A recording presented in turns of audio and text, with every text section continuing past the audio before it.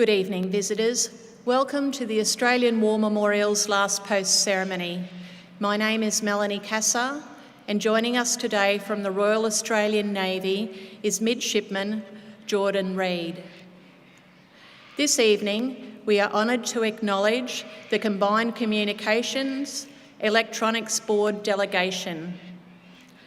We welcome the veterans who have served, those that are still serving, and the families that love and support them.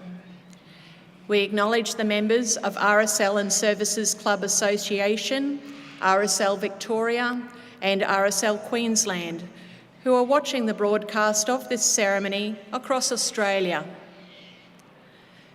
During this evening's ceremony, wreaths will be laid at the base of the Pool of Reflection by visitors to the memorial and students from New South Wales representing the Assumption Catholic Primary School. If you are able, please stand and join in singing the National Anthem.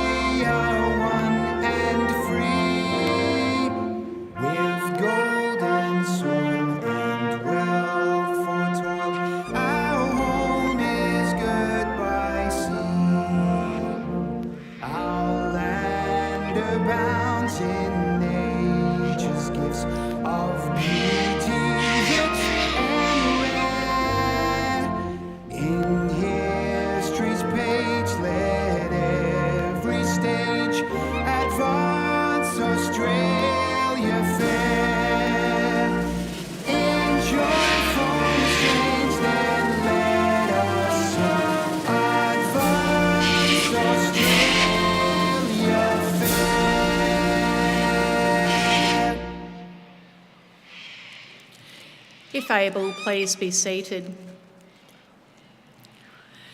The Australian War Memorial was the vision of Charles Bean, Australia's First World War official historian. Bean landed with the Australian troops on Gallipoli and stayed with them at the front through to the end of the war.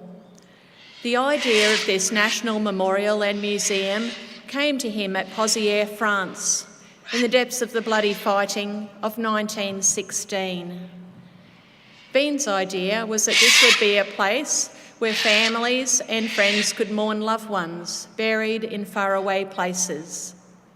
It would also be a place that could help all Australians understand what these men and women had endured and what they had done for us. Bean's vision, to which we remain true, is best expressed as inscribed in the entrance to the memorial's galleries. Here is their spirit, in the heart of the land they loved, and here we guard the record which they themselves made. Tonight we will read the story behind just one of those on the Roll of Honour, which lists the names of more than 102,000 men and women who have given their lives for us in war and on operations for more than a century. But first we present a lament, Flowers of the Forest. Wreaths or floral tributes will now be laid at the base of the Pool of Reflection.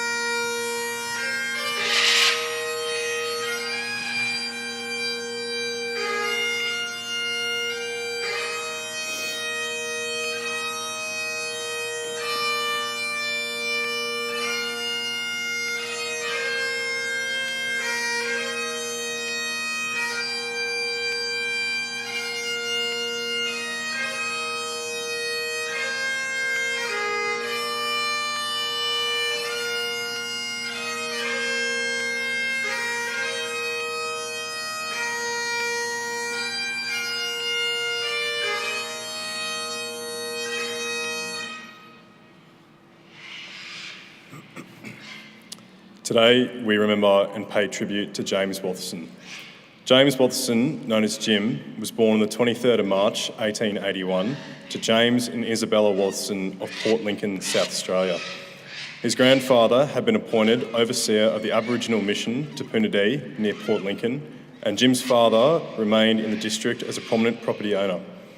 Jim grew up on Boston Island off the coast of Port Lincoln with 4 brothers and 4 sisters, probably attending the local public school. In 1861, when Jim was 15 years old, his parents and one of his younger brothers got into their dinghy from Boston Island to get to their cutter in the bay. The dinghy was upset by a sudden squall, and while the boy managed to survive, both parents drowned. Many of the children were watching from the beach. Little is known of how the Watherston children managed to after the loss of their parents, although they had extended family in the district to help them. Eventually, Jim and one of his brothers, Frank, made their way to Western Australia. In 1908, Jim married a woman called Eugenia, and they settled in Leedsville, where they worked as a labourer. Jim Watherston was one of 4 brothers to enlist in the Australian Imperial Force during the First World War. By the time he did so in October of 1915, one of his brothers, Frank, had died of his wounds incurred at Gallipoli. Jim underwent a period of training in Australia before leaving for active service overseas on the troop ship Runic in January of 1916. Private Watherston was the first sent to Egypt, where the AIF was undergoing a period of reorganisation and training following the evacuation of Gallipoli. There, he joined the 12th Battalion and in early April was sent on to France to fight on the Western Front. The 12th Battalion's first major operation in France came on the 23rd of July 1916, when it helped to capture the French village of Pozières. Relieved from the firing line days after success, the 12th Battalion remained in the area. On the 19th of August, the 12th Battalion returned to the front line near Monquis Farm to the north of Pozières. The men spent the next 3 days under some of the heaviest shelling during the war, desperately trying to repair the damage to their trenches while keep watch on the enemy. On the 21st of August, 2 companies succeeded in capturing objectives a short distance from their own trench before going back to the task of trying to dig and keep the fences from crumbling under fire. At some point between the 19th and the 22nd of August 1916, Private James Watherston went missing. It was not until the mid-1917 that a court of inquiry determined he'd been killed in action. Sometime after this determination had been made, Jim Watherston's grave was discovered to the northwest of Pozières. Either the inquiry had failed to find anyone who knew about the grave, or, just as likely, those involved in burying Watherston had been killed. Today, Private James Watherston is buried in Corset British Cemetery. He was 35 years old. Of the 4 Watherston brothers to enlist in the AIF, Jim had survived the longest. After Frank's death from wounds sustained at Gallipoli in 1915, Cyril had been killed by shellfire in France in May of 1916, and Ted was killed at Pozières about a month before Jim. Their names are listed on the Roll of Honour on my right, among almost 62,000 Australians who died serving in the First World War. A photograph of James Watherston is displayed today beside the pool of reflection. This is but one of the many stories of service and sacrifice told here at the Australian War Memorial. We now remember Private James Watherston, who gave his life for us, for our freedoms and in the hope of a better world. Please stand for the reading of the ode and the sounding of the last post. They shall not grow old as we who are left grow old. Age shall not weary them, nor the years condemn. At the going down of the sun and in the morning, we will remember them. We will remember them.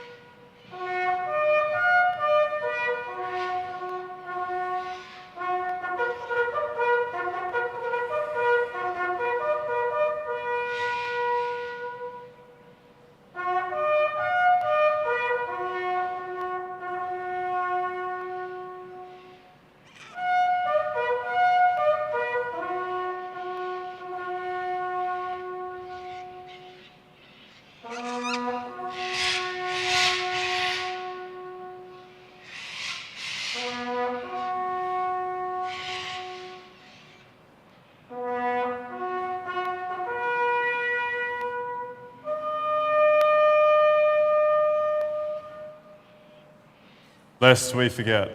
Lest we forget.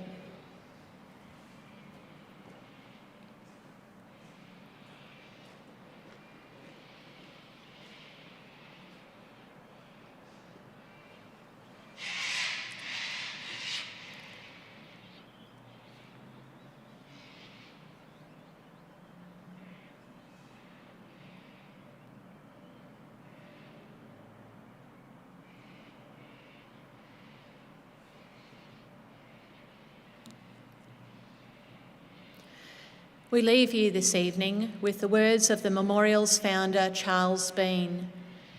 Many a man lying out there at Poziere or in the low scrub at Gallipoli with his poor, tired senses barely working through the fever of his brain has thought in his last moments, well, it's over. But in Australia, they will be proud of this. Ladies and gentlemen, girls and boys, that concludes the last post ceremony. On behalf of the Director and staff, thank you for visiting the Australian War Memorial today and for your continued support of the Memorial's development project. We wish you all a very pleasant evening.